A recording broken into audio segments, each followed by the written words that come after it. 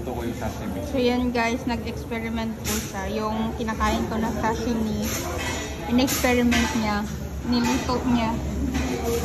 Hindi ko alam bakit niya niluto yung sashimi. Hindi daw masarap, pero ang sarap. Bakit mo niluto yung sashimi? Hindi ba niya niluluto? Para halal. Para halal daw. Ano kayang lasa niyan? Sobrang sarap. Ganyan ang nangyari Makakalimutan sa mo. sashimi. Oh. Ginawa ba namang pritong isda? Walang hiya ito. Wala nang sense yung sashimi. Niluto na niya.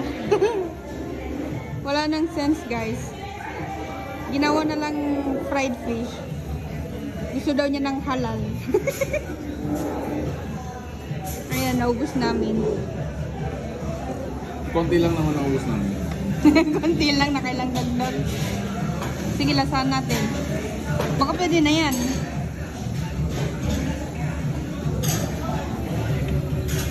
Bawal pa. Haram pa, haram. Haram pa siya, hindi pa luto.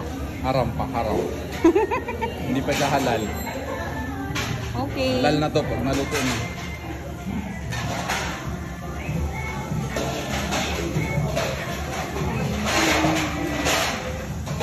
Okay na.